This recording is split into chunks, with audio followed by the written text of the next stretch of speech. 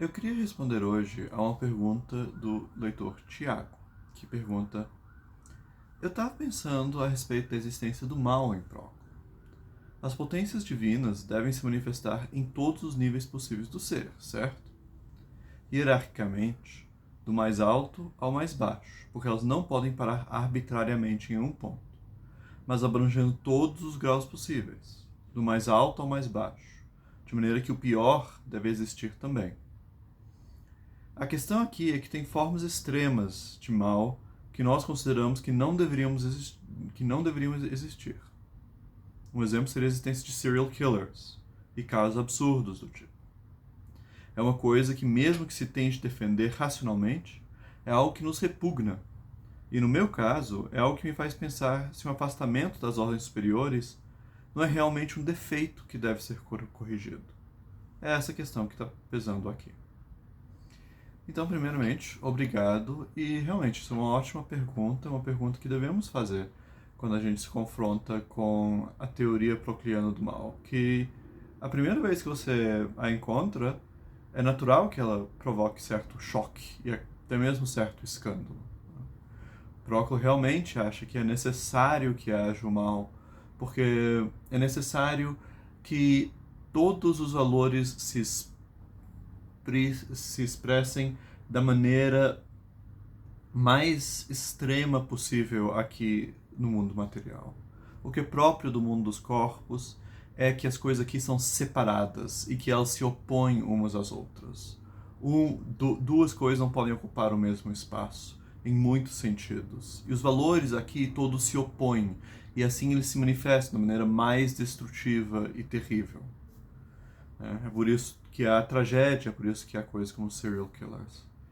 E para Proclo isso é algo bom, isso é algo que faz esse mundo no qual a gente vive uma manifestação de todos os valores possíveis e assim uma manifestação do valor em si. Porém, levanta perguntas do tipo que o Tiago levanta. E também é preciso lembrar, é algo que eu confesso eu não faço bastante quando eu escrevo sobre isso, que para Proclo isso talvez tenha sido uma espécie de segredo esotérico. No começo, ou melhor, desculpa, no final de seu ensaio, seu sexto ensaio sobre a República, que é um ensaio em que ele está harmonizando os elogios que Platão faz a Homero como uma autoridade, com as críticas que ele faz a Homero na República, em que ele retrata os deuses e heróis se comportando de maneira contrária aos cânones da virtude, ele termina dizendo: caros amigos, que essas palavras sejam por amor à memória da companhia de nosso guia, está falando de Ciriano, o professor dele, e que permaneçam coisas ditas por mim a vocês e coisas não ditas por vocês às massas, hoi polloi, os muitos. Isso é frequentemente visto como algo meramente convencional, uma convenção falar de que isso aqui é algo que só deve ficar entre os poucos, talvez algo que uma preocupação de não passar os segredos da fé pagã para os cristãos. Mas eu acho que talvez seja justamente essa questão, essas considerações sobre o mal, que realmente tornam isso uma questão a ser protegida e a não ser divulgada para todos. Não só por causa desse escândalo que eu disse, mas você vê os gerações e gerações de leitores conseguiram ler os conseguiram ler sobre a existência do mal de Proclo, no qual ele fala com todas as letras no começo do tratado que é o mesmo argumento que torna o mundo perfeito e que diz que o mal existe, de tal forma que o mal ele mesmo é bom. Então, nesse parágrafo sobre a existência dos males, ele apresenta de uma forma muito abstrata o argumento que ele apresenta de maneira mais concreta nesse ensaio sobre Homero e também em comentários ao Timeu e ao Alcibíades, de que a existência de todas as formas possíveis de seres vivos, então a existência da realização dos valores em todos os níveis do ser, até mesmo os dos animais racionais, obriga a existência dos vícios. E mesmo assim, ninguém nunca realmente parou para pensar nisso. Até onde eu sei, eu não encontrei na literatura uma reação assim. Então, até que quando eu apresento esse argumento, eu mostro por A mais B, olha, Proclo realmente acha isso, ele realmente acha que os males e o vício é parte da perfeição do mundo. Até mesmo pessoas, que são bons leitores de Proclo, relutam a ver o que está diante dos próprios olhos. Então, eu acho que talvez haja aí mesmo um lado de segredo esotérico. E essa não é a única passagem de Proclo em que ele diz que nem tudo que a gente pensa deve ser dito publicamente ou deve ser escrito. Você encontra outras passagens assim. Então, por exemplo, ele tem um comentário a esse respeito quando ele está falando das comunicações entre Parmênides e Zenão no comentário ao Parmênides. Então, não é algo fora do comum. Então, há lugar aqui para uma certa leitura esotérica. Isso também nos prepara um pouco para o escândalo e também para a dificuldade das questões ligadas ao mal. E também, uma das razões que faria isso, uma das coisas que não se deve falar, ou que é mais difícil de falar, é justamente porque ao falar do mal, a gente chega mais perto da origem de todas as coisas, que é o valor em si. A gente está falando dos últimos efeitos do valor e dos deuses. E para sublinhar isso, eu devo dizer que, assim, o caso do serial killer não está muito longe de um caso que Proclo comenta nesse ensaio sobre Homero. Ele comenta lá um caso que é condenado por Sócrates na República, que é o sacrifício ou a morte de 12 prisioneiros troianos por Aquiles. Aquiles, ao fazer a pira funeral, né, de seu amado Patroclo, ele mata também 12 prisioneiros de guerra troianos e os sacrifica também na pira. E Sócrates condena isso como algo terrível e tal. E Proclo quer mostrar que isso, na realidade, está em harmonia com Platão. O que ele escreve? Logo, Aquiles está muito longe de ter feito essas coisas conforme uma selvageria e crueldade terrível de sua alma. E muito longe ainda de ter deixado de conduzir a totalidade dessa operação, essa pira funeral, segundo certas leis sagradas, acerca das vidas findas em guerra. Assim, não o acusemos de arrogância perante Deus e humanos, nem deixemos de acreditar o poeta Homero. Se Aquiles, sendo filho de uma deusa e Peleu, e educado por Quiron, ele tem agido assim. Pois algumas coisas ele fez como que almejando a justiça completa.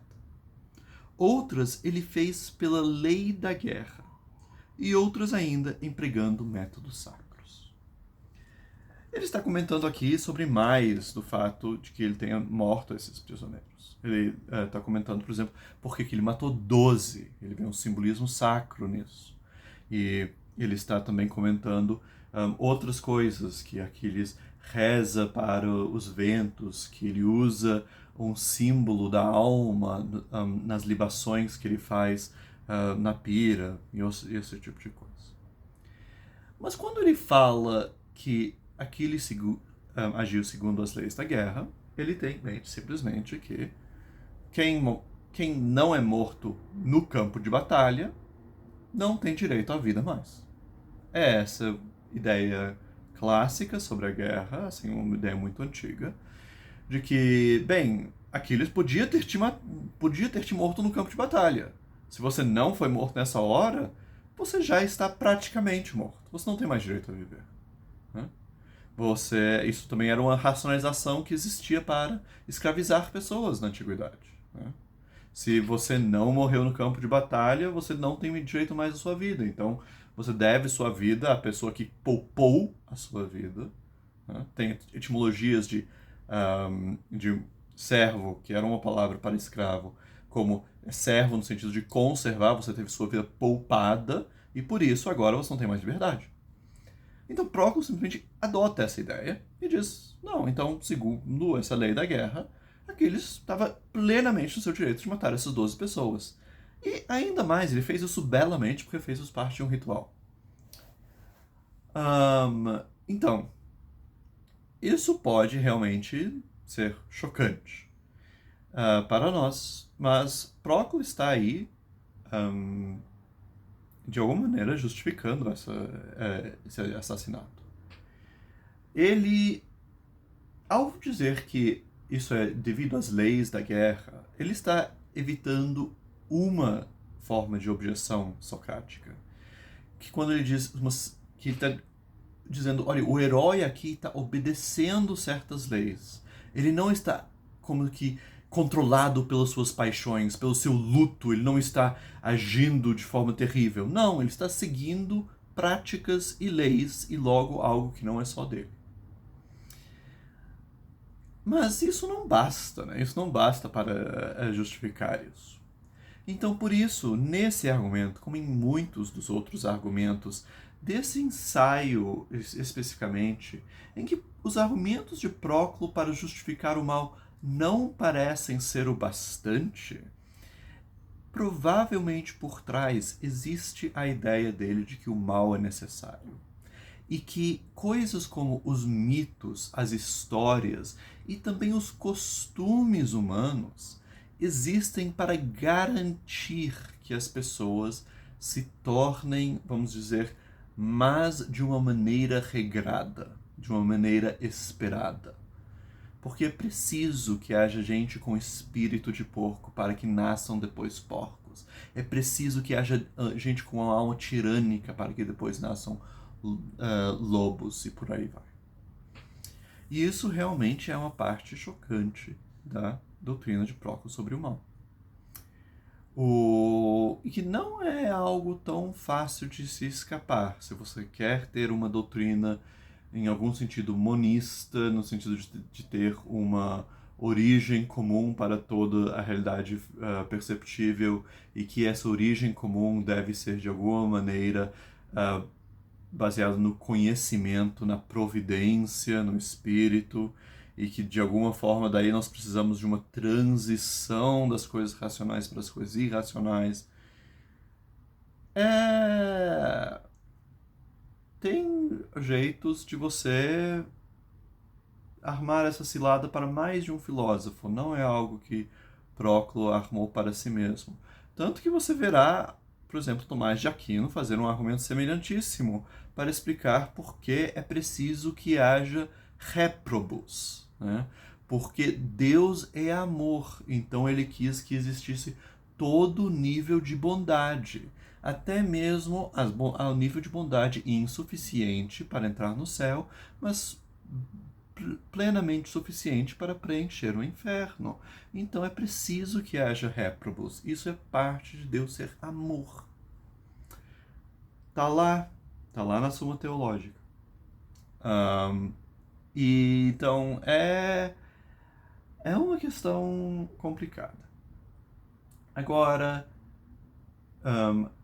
e assim, o Próclo ele mesmo não trata diretamente da questão dos costumes, mas ele faz referência a ela quando, por exemplo, ele fala aqui da lei da guerra, né, que é uma questão de costume humano, e também quando ele explica outros comportamentos heróicos, bárbaros, que por meio de costumes, né? E ele faz isso em alguns momentos. E tudo isso só realmente se explica se nós temos uma razão de por que costumes deveriam promover vício. Isso é, então, essa teoria dele. Quem quiser ler algo sobre isso, eu apresento essas ideias de Proclo sobre o mal, em parte quando eu discuto a minha tradução do valor, né, em os elementos da teologia, e também em alguns artigos que eu faço referência lá. Agora, vamos voltar à pergunta do Tiago. Mas nós temos, assim, a gente quer rejeitar isso, a gente quer rejeitar esses comportamentos bárbaros, incompreensíveis, cruéis de nossa sociedade. E de certa maneira, isso também está de acordo com Proclo. Porque quando ele fala que o mal é necessário, ele não está falando da perspectiva de um ser humano. Ele está falando da perspectiva de alguém que está querendo alinhar a sua vontade com os deuses. Claro que dentro da sociedade humana devemos afastar tudo que não é humano. E a ideia, então, é que sim, você deve, assim, é impossível conviver com assassinos em série.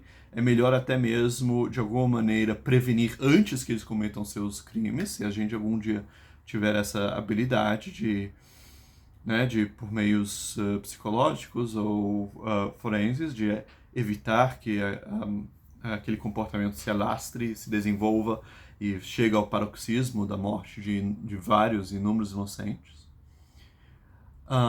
Então devemos fazer tudo para, punir e excluir e evitar tais comportamentos. Porém, é fato, assim, Proclo diria, que é fato que tais comportamentos existem na natureza. Né? Isso recentemente teve uma discussão no Twitter a esse respeito, sobre o sofrimento de animais na selva. Né? Então, a própria vida animal, assim, independente de todo o mal que nós fazemos aos animais, independente de toda a destruição que fazemos da natureza, a vida animal é cheia de comportamentos de predação, assim, de assassinato dentro da própria espécie, pensamos, né, nesses casos de, se eu lembro corretamente, de insetos que comem os machos depois da relação sexual. Tem toda uma série de comportamentos que vemos na natureza que são simplesmente nature red in tooth and claw. Né? É uma coisa horrível. E então Proclo diria, sim, mas assim, então isso, o que você não quer que a natureza exista? Você vai matar os predadores, né? Basicamente, você vai matar os predadores também. E tem toda sorte de também armadilha cruel que animais põem uns para os outros, se você pensar bem. E você quer eliminar tudo isso? Então, para Proclo, esse tipo de vida viciosa, terrível, que a gente quer afastar da sociedade humana, de fato ela não pertence à sociedade humana. Essas são vidas que estão em vias de popular, né, essas terríveis espécies que existem por aí. Então, ele consegue, eu acho, Proclo consegue encontrar espaço tanto para afirmar que é necessário esse tipo de mal, quanto para dizer que não deve existir entre os seres humanos, e que os seres humanos, se eles têm uma certa capacidade para punir e evitar isso, devem fazer isso. A isso é uma última coisa, é que quando a gente aproxima, assim, passa a pensar sobre esse tipo de mal, eu acho que nós temos outra concepção do que é possível que Proclo tem. Proclo trata as sociedades humanas, as cidades, até mesmo as famílias multigeracionais, os clãs, como seres vivos. Ele os trata realmente como, vamos dizer, um antropólogo, né? Ou como um etnólogo. Ele acha que cabe a nós observar e ver esse esse animal com seus ciclos, com seus costumes e tal. Ele não faz... Isso, assim, eu diria, é a perspectiva de filosofia política dele. A perspectiva de filosofia política dele não é uma perspectiva de reforma. Ele não acha que é possível fundamentalmente mudar o comportamento humano. Ele acha que comportamentos eu não acho que ele vê a possibilidade de, vamos dizer, eliminar a barbaridade, né? Que é o pressuposto que frequentemente nós temos. Isso não deveria acontecer. E nós temos, né, uma ampla experiência com isso. Isso também tem a ver com diferenças mais profundas em visão de mundo. No sentido de que Próclo vive num mundo que ele acha que tudo é supremamente estável, né? Todas as espécies sempre existiram, sempre vão existir. Mesmo levando em conta cataclismos terríveis da natureza, ele acha que as espécies sempre se preservam e daí repopulam a Terra. Os seres humanos perdem conhecimento de todas as técnicas e toda a filosofia e toda a ciência, mas redescobrem isso. Ele tem, então, uma visão bem estável do mundo. Nós já temos essa visão mais linear, nós temos uma explicação evolucionista do surgimento das espécies, nós temos uma história linear e não cíclica da humanidade. E é um desafio adaptar o pensamento platonista a essa realidade. E isso e a explicação do mal, certamente, se nós adaptarmos o pensamento platonista a essa compreensão mais linear do tempo, aberta ao progresso, aberta à reforma, também a explicação do mal certamente vai mudar, né? Mas exatamente como seria essa adaptação, isso é uma questão para